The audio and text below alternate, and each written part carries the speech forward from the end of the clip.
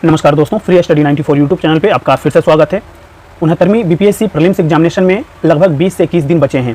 इन शेष बचे हुए दिनों में आपकी स्ट्रेटजी क्या होनी चाहिए, कौन कौन से सब्जेक्ट्स के कौन कौन से टॉपिक को आपको कवर करके जानी चाहिए। ठीक है, हम उन सभी टॉपिक पे, उन सभी विषयों पे चर्चा करने वाले हैं, क्योंकि अब आपके पास जो है लगभग 20 दिन का समय बचा है। ठीक है, और आपकी यही स्ट्रेटजी, जो लास्ट टाइम का जो स्ट्रेटजी होगा, यही आपके रिजल्ट में कन्वर्ट होंगे। ठीक है, आपने बहुत सारी चीज़ों पढ़ा होगा, करंट अफेयर्स, बिहार स्पेशल, ठीक है, नेशनल इंटरनेशनल मुद्दे सारे पढ़ रखे होंगे आप, हिस्ट्री भी पढ़ रखे होंगे, मॉडर्न हिस्ट्री के जो इंपॉर्टेंट टॉपिक होंगे वो भी आपने पढ़ रखा होगा।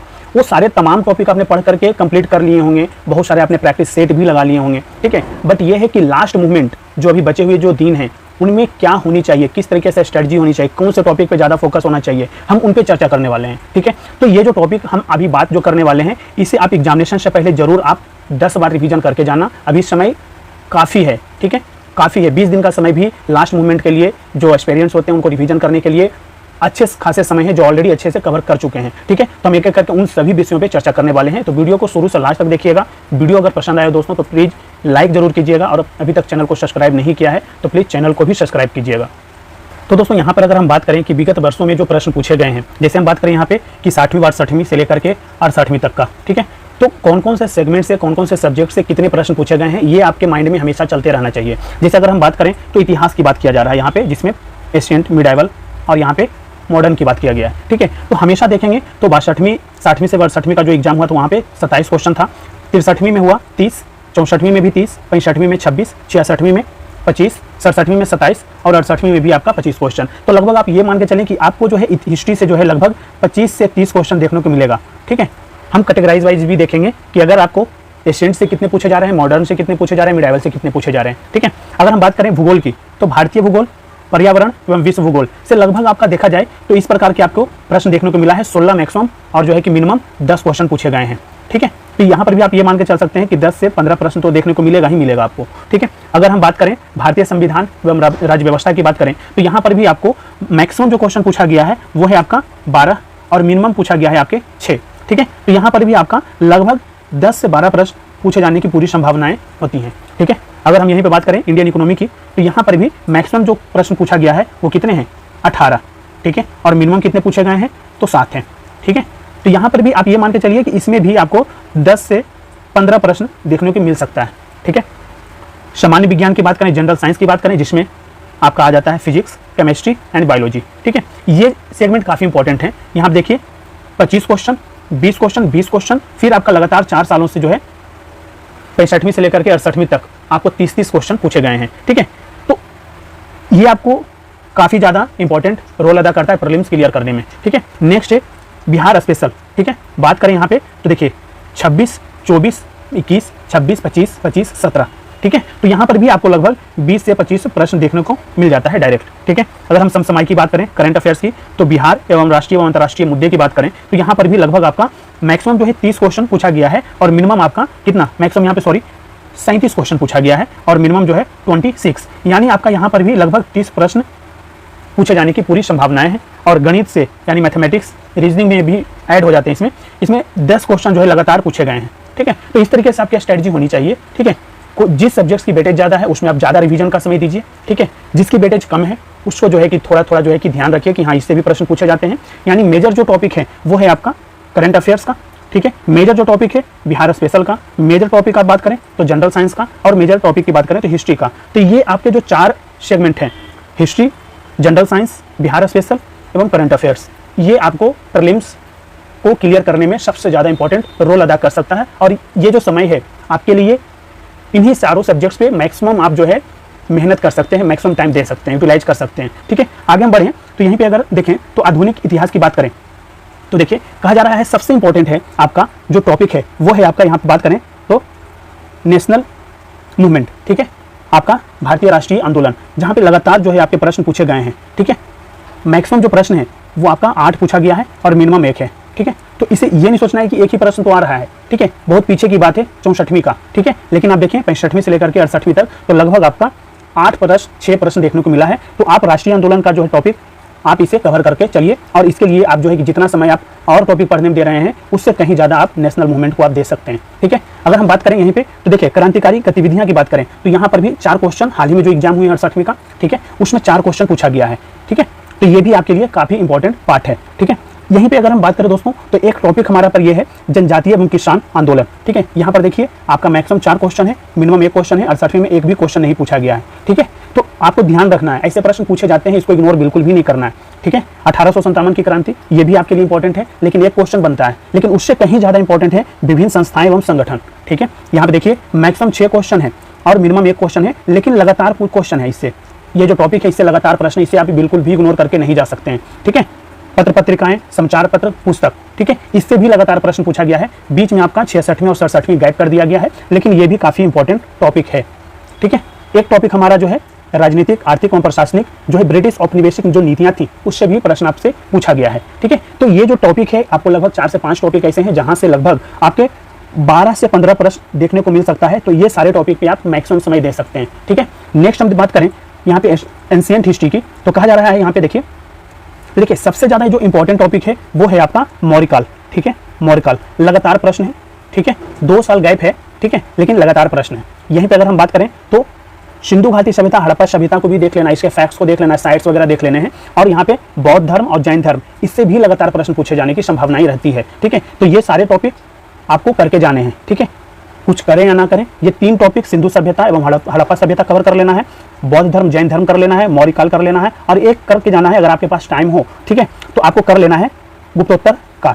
ठीक है, फैक्ट है, लुसेंट में सारी चीजें दी हुई है, आप उसके माध्यम से एक बार जो है रिकॉल कर सकते हैं। लेकिन बेटे जो है हमेशा से ज्यादा रहा नहीं है एंशिएंट हिस्ट्री का, 5 क्वेश्चन है, लेकिन 5 क्वेश्चन अगर आप 2-4 घंटे दे देंगे तो कवर हो जाएगा। ठीक है, नेक्स्ट पे चलें तो यहाँ पे देखिए मध्यकालीन यानी मिडाइवल हिस्ट्री की बात करें, देखिए यहाँ पर अगर हम बात करें तो लगभग कितने प्रश्न पूछे जा रहे हैं, लगभग 4-5 कई बार 6 क्वेश्चन पूछा गया है।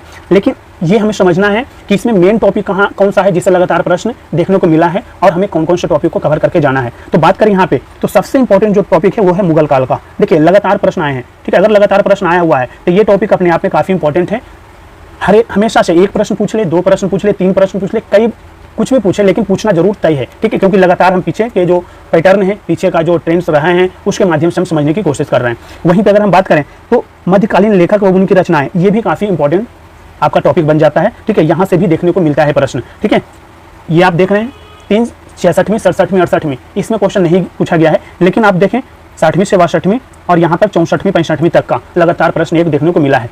ठीक है, और भी अगर हम बात करें तो देखिए यहाँ पर आपको सबसे इंपॉर्टेंट, ठीक है, देखिए अब जो है बीच बीच में कई बार ये होता है कि गैप कर देता है आयोग। ठीक है, साउथ इंडिया की जो इतिहास है, ठीक है, तो अगर आपके पास टाइम है तो करके जाना है, लेकिन जो मेजर टॉपिक है उसे इग्नोर नहीं करना है। ठीक है, 2 से 3 प्रश्न के लिए आप उससे कहीं ज्यादा मॉडर्न हिस्ट्री पे फोकस करें तो ज्यादा अच्छा रहेगा, उससे कहीं ज्यादा आप करंट अफेयर्स पे फोकस करें वो इंपॉर्टेंट रहेगा, उससे कहीं ज्यादा आप बिहार स्पेशल पे फोकस करें वो ज़्यादा इंपॉर्टेंट रहेगा। लेकिन हाँ, अगर आप पढ़ रखे हैं तो रिवीजन आप 2 से 4 घंटे में कवर कर सकते हैं लुसेंट से। ठीक है, बात करें नेक्स्ट हमारा जो है भारतीय संविधान एवं राज्य व्यवस्था का है। ठीक है, ये जो टॉपिक है अपने आप में काफ़ी ज़्यादा बिखराव है, लेकिन इसमें भी बहुत सारी चीज़ें ऐसी हैं जहाँ से डायरेक्ट प्रश्न देखने को मिला है। ठीक है, अगर हम बात करें देखिए सबसे इंपॉर्टेंट जो है वो है आपका ये 3 टॉपिक, कार्यपालिका, विधायिका एवं न्यायपालिका। देखिए इससे लगातार प्रश्न आपको देखने को मिला है।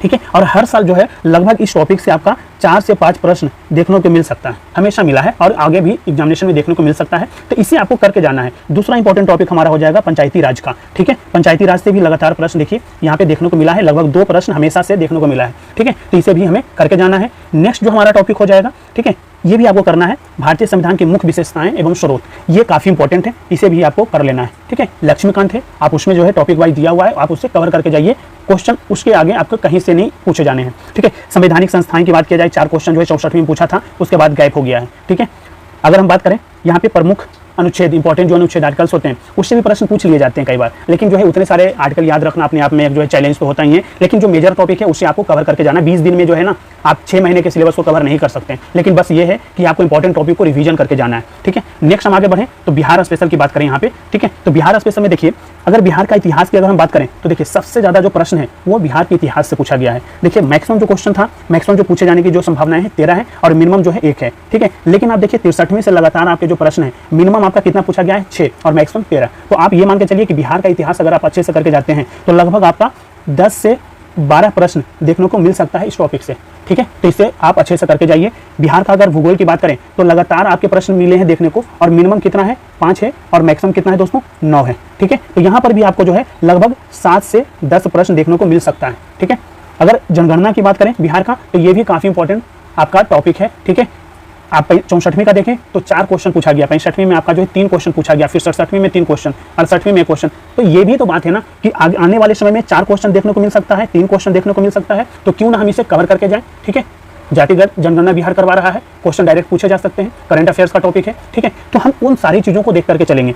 बिहार समसामयिकी की बात करें, बिहार करंट अफेयर्स का, तो देखिए कितना ज़्यादा वेटेज रहा है। मैक्सिमम क्वेश्चन जो है आपका जो है 9, ठीक है, और मिनिमम 2। लेकिन देखिए 64वीं से लेकर के 68वीं तक आपके कितने प्रश्न देखने को मिला है, लगभग आपके 6 से 9 प्रश्न, 6 से 9 प्रश्न यहाँ से आपको देखने को मिल सकता है, जो कि आप बहुत आराम से बना हुआ है स्पीडी बिहार करंट अफेयर्स 2023 का, ठीक है। उसे आप कवर कर लेंगे, उससे आगे आपके प्रश्न नहीं देखने को मिलेगा एग्जामिनेशन में, उसे आप कवर करके जाइए। यहाँ पे अगर हम बात करें आर्थिक सर्वेक्षण एवं बजट बिहार का हम बात कर रहे हैं, ठीक है, इससे भी लगातार आपका 3 से 4 प्रश्न देखने को मिल रहा है लगातार। 64वीं से लेकर के 68वीं तक ये लगातार देखने को मिला है, इसे भी आपको करके जाना है। फैक्ट बिल्कुल पूछता है, ठीक है, तो आपको करके जाना है। नेक्स्ट बात करें भारतीय अर्थव्यवस्था का, देखिए भारतीय अर्थव्यवस्था में अगर हम बात करें दोस्तों तो यहाँ पर देखिए सबसे जो इंपॉर्टेंट जो आपका टॉपिक होगा वो यही है, ठीक है। देखिए आर्थिक सर्वेक्षण एवं बजट, ठीक है, ये आपका करंट इशूज ही है, ठीक है, लेकिन लगातार प्रश्न है, लगातार प्रश्न, मैक्सिमम 4 और मिनिमम आपका जो है 1 प्रश्न भी पूछा गया है, तो इसे आप अच्छे से करके जाइएगा। नेक्स्ट जो हमारा टॉपिक है वो है आपका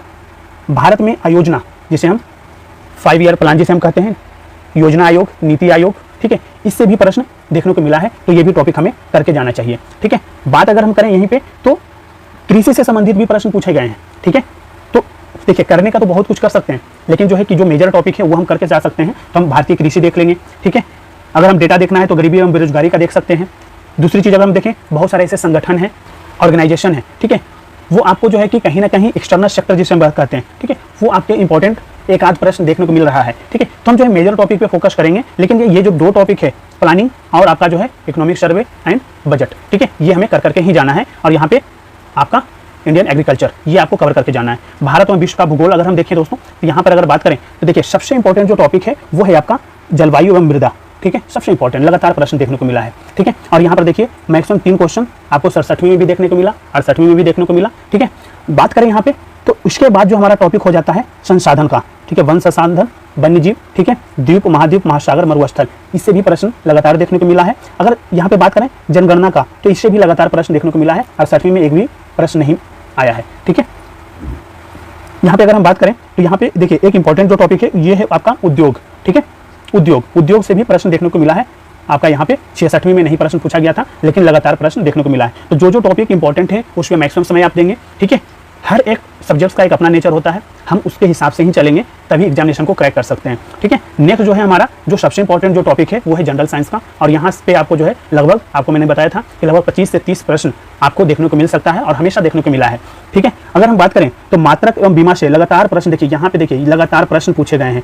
65वीं में तो हद हो गया था भाई, 5 क्वेश्चन देखने को मिला था लगातार, ठीक है। तो ये काफी इंपॉर्टेंट है, आप इसे करके जाएंगे। दूसरा अगर हम बात करें तो देखिए लगातार अभी जो है ना कि 60वीं से लेकर के 67वीं तक, 66वीं तक गति से कोई भी क्वेश्चन नहीं पूछा जा रहा था आयोग के द्वारा, लेकिन 67वीं और 68वीं में जो है 4 क्वेश्चन, 3 क्वेश्चन, 4 क्वेश्चन पूछा गया है। तो ये इंपॉर्टेंट टॉपिक बन चुका है, इसे भी हमें करके जाना है, ठीक है। दूसरा जो सबसे इंपॉर्टेंट टॉपिक है वो है प्रकाश और उष्मा, ठीक है, ये भी हमें करके जाना है, और विद्युत, ठीक है। ये तो आपको यहाँ पर जो है कि आपको फिजिक्स में आपको जो है 3 टॉपिक आपको करके जाना है, 4 टॉपिक।